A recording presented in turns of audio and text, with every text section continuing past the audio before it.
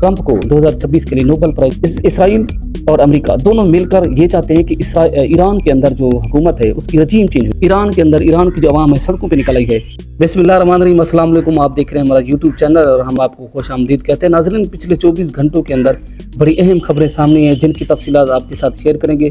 जनाब, सबसे बड़ी खबर ये है कि पाकिस्तान की जो हुकूमत है उसने अमेरिकन सदर जो डोनाल्ड ट्रंप है उसको नोबेल प्राइज़ के लिए नामज़द कर दिया गया है। इसकी क्या डिटेल है ये आपके साथ शेयर करेंगे। उसके बाद ईरान के अंदर ईरान की जो आवाम है सड़कों पे निकल आई है, इसके ऊपर बात करेंगे। उसके साथ साथ पाकिस्तान तहरीक-ए-इंसाफ के वकील हैं नईम पंजोता, उसने एक बड़ा अहम बयान दिया है। इसकी तफसीलात आपके साथ इस वीडियो के अंदर शेयर करेंगे। वीडियो के इन तक लाजमी देखें। अगर आप हमारे चैनल पर नए हैं तो चैनल को सब्सक्राइब करें और वीडियो अच्छी लगती है उसको लाइक करें। तो सबसे बड़ी खबर ये कल डेवलप हुई पाकिस्तान के अंदर कि पाकिस्तान हुकूमत ने अमेरिकी सदर डोनाल्ड ट्रंप को नोबेल प्राइज़ 2026 के लिए सेलेक्ट कर लिया है। जी हाँ, एक बहुत बड़ी खबर है। वैसे भी पाकिस्तान और अमेरिका के दरमियान जो ताल्लुकात हैं दिन ब दिन और उनकी जो कुर्बतें हैं वो बढ़ती जा रही हैं। आर्मी चीफ भी वहाँ पे गए थे।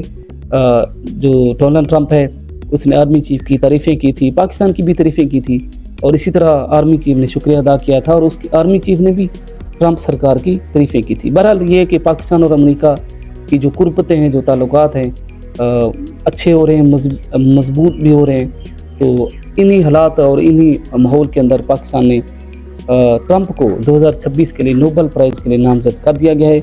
अब इसका तरीक़ाकार ज़राए का दावा ये है कि इसका तरीक़ाकार ये होगा कि या तो नोबेल प्राइज़ के लिए असम्बली में समरी लेके आया जाएगा या जो नोबेल प्राइज़ कमेटी है उसको समरी अरसाल कर दी जाएगी ताकि वो इसके ऊपर काम करें और ट्रंप को जो है वो 2026 में नोबेल प्राइज़ दिया जाए। उसके बाद दूसरी बहुत बड़ी खबर ईरान और इसराइल के दरमियान जो जंग है उसके हवाले से ये है कि हम आपको ये बताते चलें कि इस जंग का ज़रा मकसद क्या है, इसराइल ने अटैक क्यों किया और अमेरिका और इसराइल ईरान से चाहते क्या हैं। इसराइल और अमेरिका दोनों मिलकर ये चाहते हैं कि ईरान के अंदर जो हुकूमत है उसकी रजीम चेंज हो जाए। उसके साथ साथ वो ये भी चाहते हैं कि जो ईरान है वो अपने जो जौहरी तनसीबात है या एटमी प्रोग्राम है उसको कैंसिल करे या उसको विदड्रा करे, यानी इस कदम से पीछे हट जाए। लेकिन ईरान कहता है कि हमने इसको लाजमी अपने दिफा के लिए, या ये हमारा हक बनता है कि हम अपना दिफा के लिए ये काम करें। और जंग का मकसद यही था कि उनकी एक तो रजीम चेंज की जाए, दूसरा ये कि ये जो ईरान अपने दिफा के लिए एटमी प्रोग्राम बनाने की तरफ बढ़ रहा है तो इसको रोका जाए किसी तरीके से।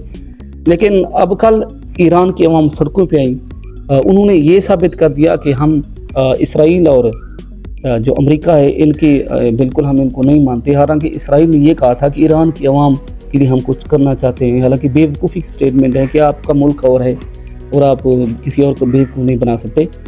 बहरहाल सड़कों पे ही जश्न मनाया और जो ईरानी सदर हैं उसके साथ हमदर्दी की और उसके साथ यकजहती की और ये साबित किया कि ईरान की अवाम साबित कदम है और इसराइल ने जो हरकत की है उसका बदला ज़रूर मिलेगा और ईरान इंशाअल्लाह शिकस्त देगा इसराइल को।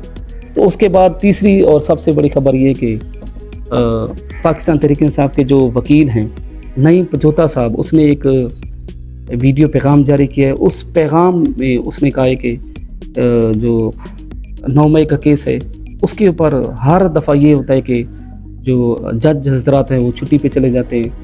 जब भी केस होता है डेट लगती है, डेट फिक्स होती है, उसके बाद जनाब ये कहा जाता है कि आज जज छुट्टी पे हैं तो ये जो समाअत है फिर उसको मुलतवी कर दी जाएगी। उसने ये भी कहा है कि जो तोशा खानम केस है उसका पहले से जुलाई में मुंतकिल कर दिया गया है उसकी डेट।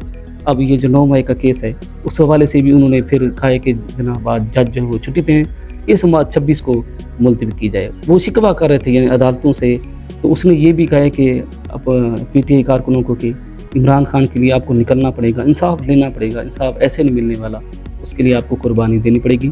उसके बाद जनाब उसके चौथी जो अहम खबर है वो ये कि पाकिस्तान के तहरीक-ए-इंसाफ के जो सीनियर रहनुमा हैं शाहमून कुरैशी, उसकी 9 मई के मुकदमे में कल ज़मानत हुई है। एक बहुत बड़ी खबर है लेकिन वो अभी तक रिहा नहीं हो सकते क्योंकि उसके पीछे एक और नहीं बल्कि 7 मुकदमे और भी हैं जिनका सामना अभी उनको करना पड़ेगा। बहरहाल ये एक बहुत बड़ा मुकदमा था 9 मई के हवाले से।